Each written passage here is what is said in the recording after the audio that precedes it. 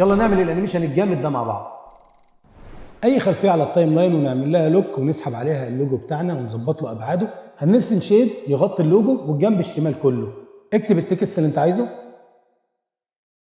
ظبط ابعاده بحيث ما يخرجش بره الشيب ده، وهنضغط على التوجل دي عشان نظهر اعدادات التراك مات. هنخلي التكست يعمل تراك مات للشيب، وهنضغط على العلامه دي عشان نعكسها. هنقفل لاير الشيب ونخليه يعمل بيرنت اند لينك للوجو، ونخلي التكست يعمل بيرنت اند لينك للشيب. بعد كده هنحدد لاير اللوجو ونضغط بيه علشان يفتح لنا البوزيشن، ونعمل كي فريم وننزل اللوجو تحت، ونحرك السي تي اي مده الانيميشن ونطلع اللوجو تاني.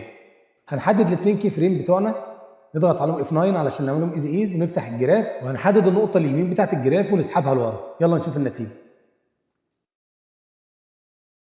ومن النقطه دي هنبدا الانيميشن الثاني، هنتحرك مدته بالسي تي اي ونجيب اللوجو بتاعنا شمال. هنرجع بالسي تي اي عند الكي فريم اللي في النص، وهنروح نحدد التكست ونضغط بيه علشان يفتح لنا البوزيشن ونعمل كي فريم عند البوزيشن. هنحرك السي تي اي لحد الكي فريم الاخير، ومن البوزيشن هنحرك التكست لحد ما يظهر كله.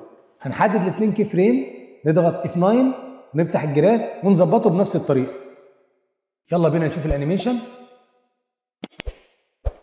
هنقفل الجراف علشان نعكس الانيميشن. هنحدد الاثنين كي فريم اللي في الاخر، نتاكد ان السي تي اي واقف في المكان اللي عايزين نعكس منه الانيميشن، وهنعمل الاثنين كي فريمز كنترول سي كنترول في، هتلاقيهم انضافوا معاك مكان السي تي اي. هنحرك السي تي اي كمان شويه ونرجع ناخد الاثنين كي فريم اللي في النص كنترول سي كنترول في. هنحرك السي تي اي كمان شويه وناخد اخر كي فريم كنترول سي كنترول في. كده احنا عكسنا الكي فريمز كلها، يعني الانيميشن هيتعكس معانا. يلا نشغل ونشوف النتيجه.